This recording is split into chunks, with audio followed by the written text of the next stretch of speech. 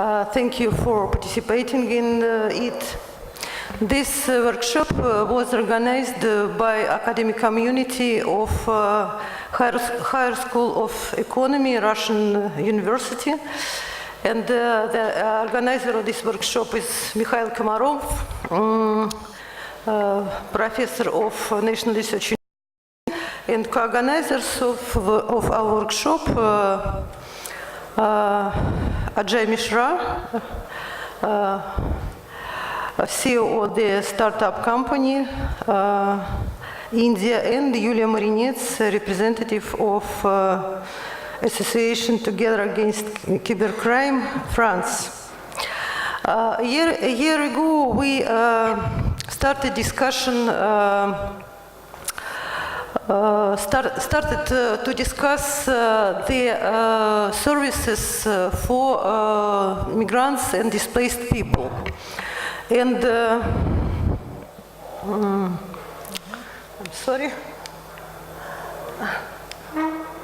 I'm sorry, and I want to remember you maybe some figures and some statistics. It takes from United Nations report about migration.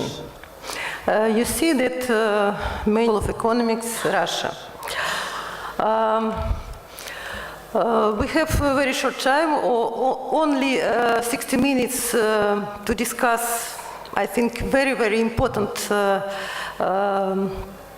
subject, because education is a great chance for all people, and it's a great chance for displaced people, of course, for refugees, and our goal to find maybe some decisions how to give this chance for them.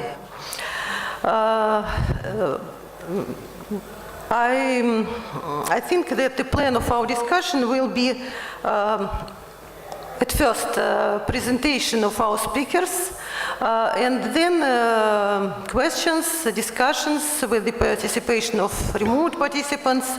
And I tried to determine some discussion topics, but of course some topics may be added by our participants. I think slightly different approach for the issue, which is completely different from almost anything we have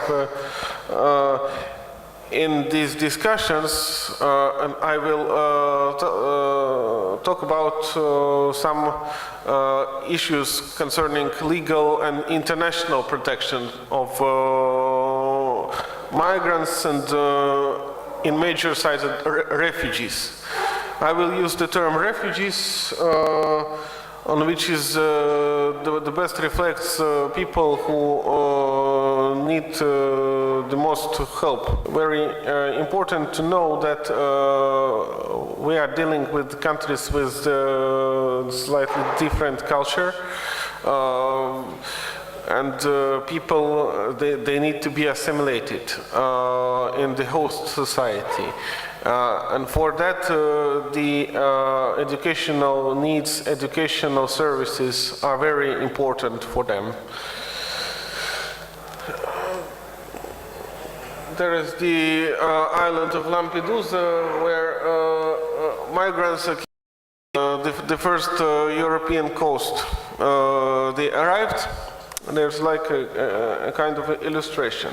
Now we'll move to the legal issues. The major international instrument of their protection is 1951 Convention on the Status of Refugees, and there are a lot of major agencies. I first like to outline the related to the especially electronic learning programs. Also, there are some programs are really developed for education. There is a kind of a global initiative, but The problem is, I will talk in the final part of my report, I will talk about some challenges for that. The major activity in this field are performed by the non-governmental organizations. Thank you very much, Andrei. I think all questions will be after all presentation. And now I want to give the floor to Patrick Ryan. He will tell us about, I think, very interesting experience of Google for developing educational services. Yes? Thank you. Thank you very much. And so let me just tell you a little bit about what my perspective is that I'm bringing to this conversation. I'll talk a little bit about what we think about digital literacy and about online education, and then I'm going to try to answer some of the questions that you asked here, because I thought that was very good of you to sort of set this up with some questions that you'd like to sort of get some thoughts on from the panel. When we think about digital literacy and when we think about education, a lot of different things come to mind. On the one hand, does it mean teaching people how to use the web at a most fundamental level and how to be safe and effective online? There's sort of a way where you take an existing course, like we've seen with a lot of the work from MIT and Stanford, and just putting them online, spreading it out to the world. And that can very much flatten the world. Anybody in the world today can get an education that's of the same quality of MIT or Stanford with really no cost, to the extent that you have an internet connection, you're able to access that material. Now there's a trade-off, because we all know as educators that one of the most important aspects of any educational dynamic is the exchange of information. It's not just listening to good professors or receiving good material. It's the act of interacting and providing feedback and getting feedback from professors and from graduate students and having that experience online. And the one-to-many approach of the internet offers a lot of things, but it doesn't necessarily offer that additional complementarity that's necessary when you're really truly engaging in an educational experience. People learn by doing, not just by passively listening. At the same time, I think that those of us who have spent probably too much time in school to go get a PhD, and by virtue of having the populace be able to retrain themselves, to educate, to learn new skills, and to get online. Let me just try to answer now the questions that you've asked and provide a quick perspective. The first you asked was who should finance the development and implementation of education, and I think maybe this is a little bit cliche because we're at the IGF and multi-stakeholder is something that we talk about all the time, but I'm going to dive right in and say that this is a multi-stakeholder problem. I think everybody has a responsibility to contribute to the financing of online education. Governments certainly have a role as the stewards of online of any educational system, and that doesn't go away when when government citizens are not in the country. In the case of refugees and others, I think that responsibility is certainly remains with the governments, and it's a really good opportunity because you can still invest at home and reach a lot of the refugees and displaced people. But it's also the responsibility of companies like mine and companies like NASAR's really benefit from having a better educated people and being able to focus being able to focus curricula and skills on particular things. And so the private sector has a role as well. But I think we initially started to think about online education as being something completely different than the bricks and mortar worlds. But the most successful online educational systems are ones that are almost accidental. It feels like they're just integrated into the system. If I'm a student at the university and I could take my class home and watch it online, I suddenly start getting used to that mode of interaction. And that can work as a supplement rather than as a completely separate entity. And I think I'll stop there. Thank you. Thank you very much, Patrick. And now we are ready maybe to know the opinion of Microsoft. So, Nasser, please.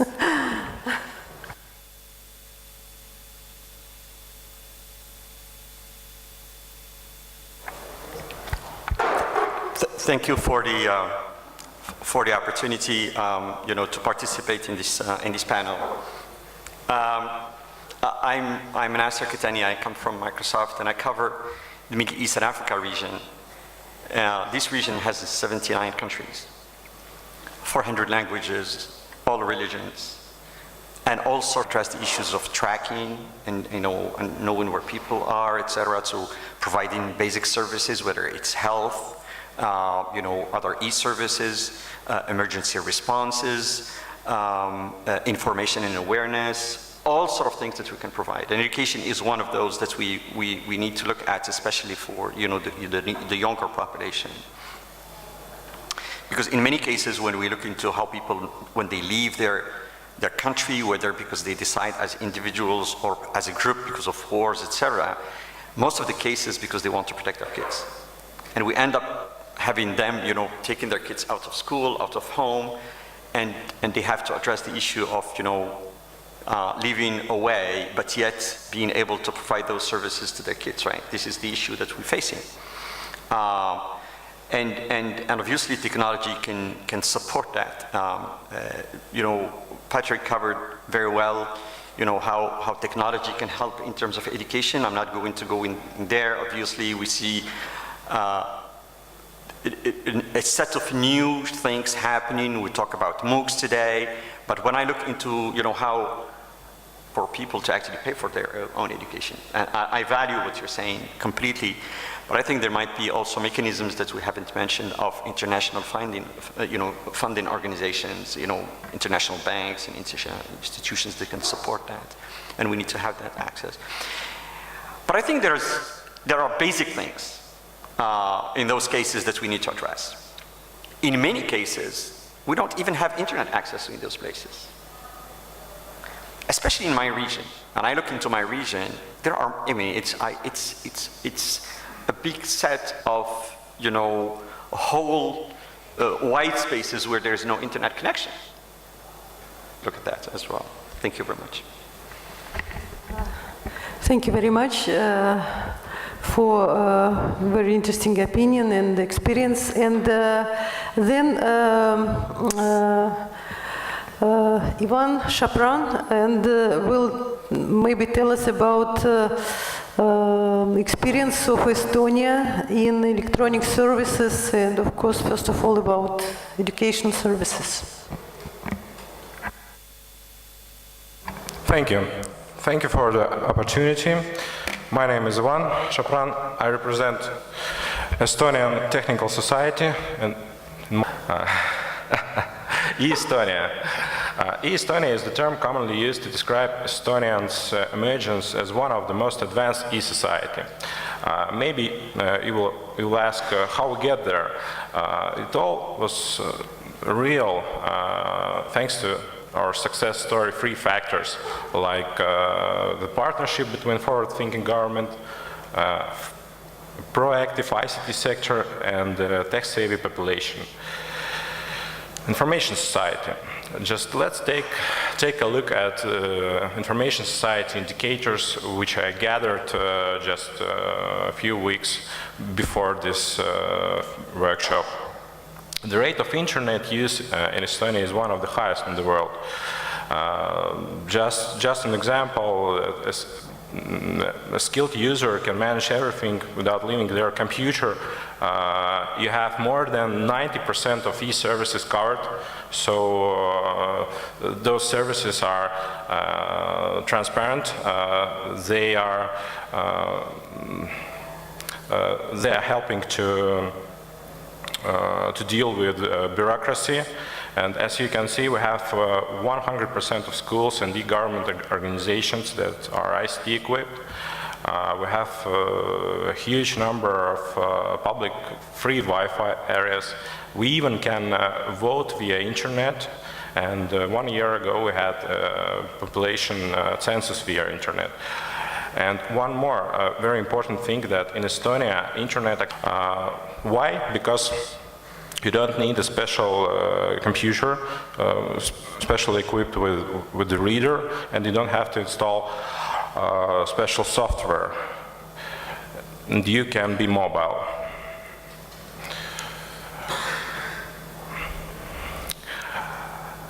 So after that was launched Estonian information system, or as we called it in Estonia, X-Road. X-Road, it's a so-called virtual private government network which provides distributed, secure, unified web service-based inter-organization data exchange framework. It's a secure network which combine all different departments, government, from government to private sector. Let's take a look at the most popular e-services in Estonia.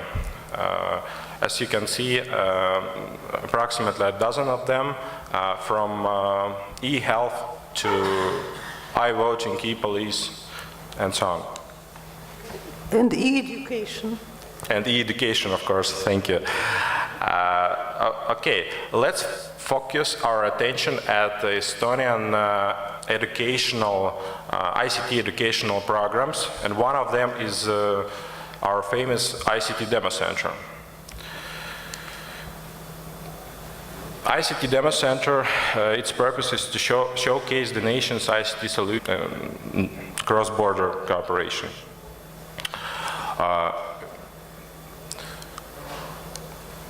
What's next, maybe you will ask.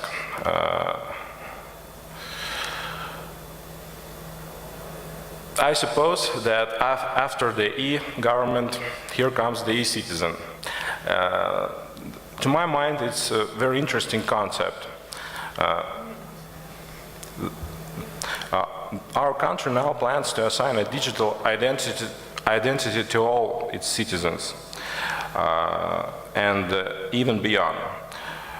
Going one step further, the Estonian government has announced that it will soon begin issuing ID cards not only for its residents but also to non-residents.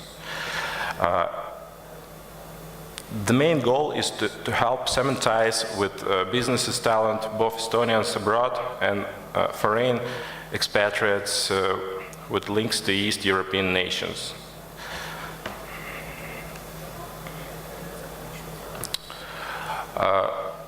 Is this the future of digital citizenship or the future to network society?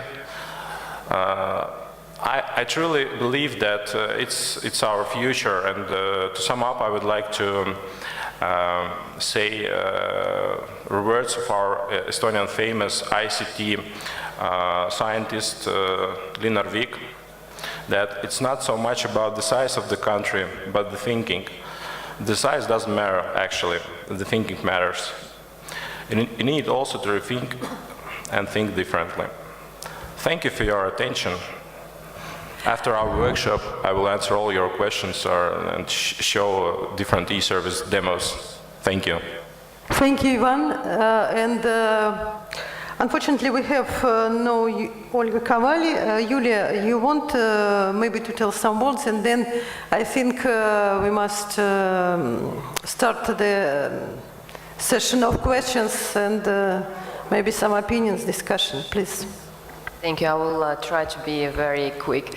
Good morning, everybody, and thank you. Very happy to be here today. And first of all, thank you to Svetlana Maltseva and Mikhail Komarov for this invitation and great cooperation. Disadvantaged and of course disadvantaged people, and of course migrants. So just a few words on what we are doing. We do have an initiative developed with the Ministry of Education of Portugal and with the city of Strasbourg, because we are based in France, which will be launched in November of this year, and we hope the private sector and Google and Microsoft as well will join us in this initiative, which is the European Observatory on Vulnerable People in the Information Society. And why I mention this, because one of the chapters of this European Observatory will be based in Malta and will touch displaced people and will be actually the hub for research and